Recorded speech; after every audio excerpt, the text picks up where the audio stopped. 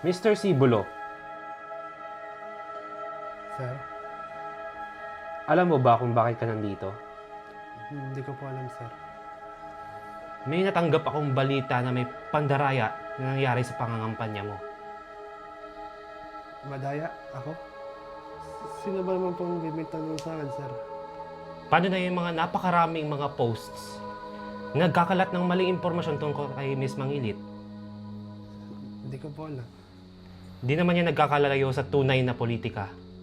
Mayroon nga tayong tawag dyan eh. Troll farms. Mga fake accounts na nagkakalat ng maling impormasyon upang manipulahin ang opinion ng mga tao. Pamilyar ba? Kung ano naman po yung naririnig nyo, hindi po totoo yun. Sige, magpaliwanag ka sa amin. Kung nakita mo yung posts na yon, bakit wala kang ginawa? Nakatutok lang po ako sa sarili kong pangangampanya. Tapos bigla nagkaroon ng mga post na sinasabing umiinom ako sa school. Mas sikat siya kaysa sa akin. Kaya natural, siya ang pipiliin. Kaya ginusto kong sumikat lalo na online. Baka sakaling makita ng mga tao na mas karapat-dapat akong kandidato kaysa sa kanya. Kaya nainggit ka. Hindi. Pinagpatuloy ko lang yung pagpapost ko. Hindi ko alam na pinagbabash na pala siya online. Pwede ba nating simulan sa umpisa? May mga bagong post online na nagpapakalat ng chismis tungkol sa akin. Tinignan ko lahat ng account, lahat bagong gawa lang.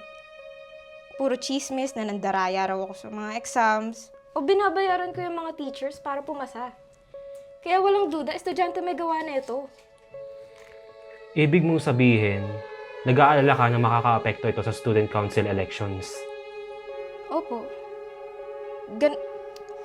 Ganito yung nangyari sa internet para sa election sa Amerika, yung kay Donald Trump.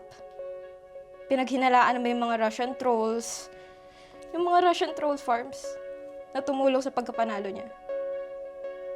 Sabi ni Edwin, wala siyang kinalaman sa mga account na yon. At wala din siyang alam. Pero, nung simula pa lang ng pangangampanya ko online, ayos lang naman lahat. Pero dumating ang mga sumunod na araw. Hindi ko rin ini-expect sa kanya yun. Uy, nakita ko kanina sila Tana. Anong meron? Galit pa kayo sa akin? Sa tingin mo. Joke ba yun? Biro? Sa tingin mo, biro ito? After namin malaman na kung ano yung ginawa mo at nalaman namin totoong ikaw, ngayon nagsisisi na ako na nakilala kita. Prank ba to? Sorry, wala ko oras para sa ganito. Mauna na ako.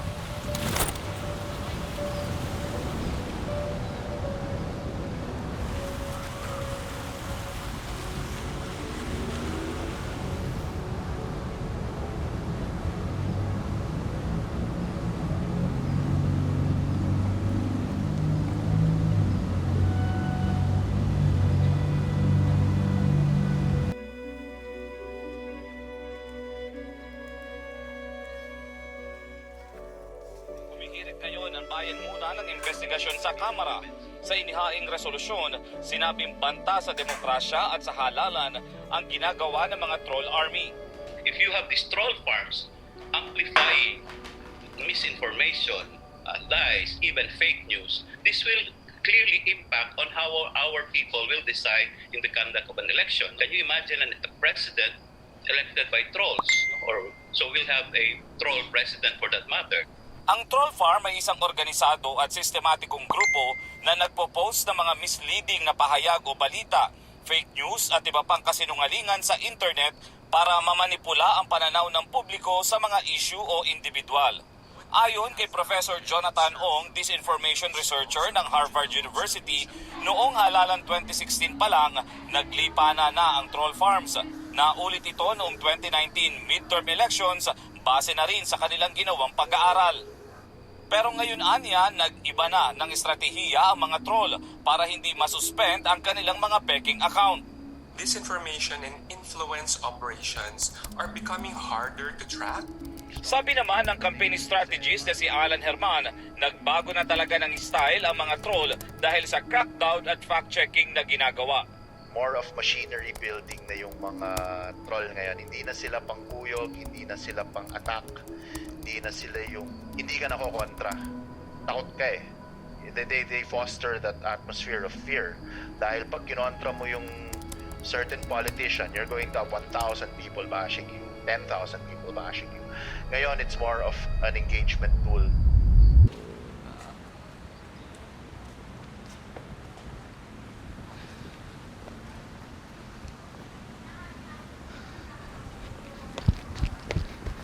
Mr. Owen, Ah, Mr. Alegria.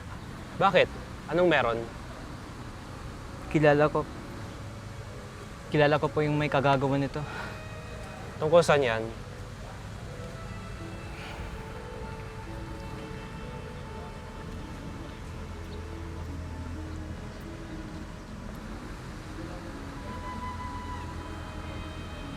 Pakiramdam ko madaming boboto sa kanya.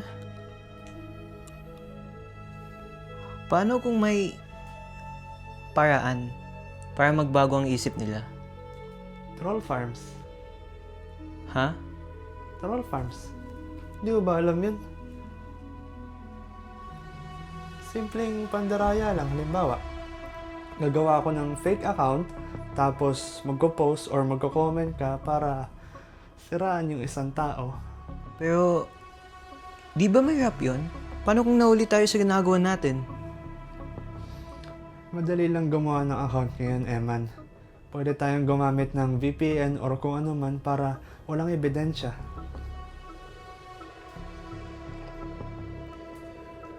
O sige. Sabi mo yun ha. Di nakakatuwa yung ginawa mo sa kapwa estudyante mga Edwin. Ginawa ko lang po yun para manalo. Alam mo bang illegal yan? Hindi bababa ng 500,000 piso ang multang babayaran mo.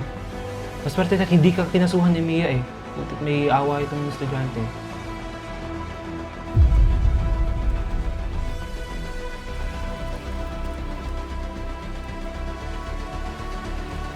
Hindi na po ba ako makatakbo sa student council?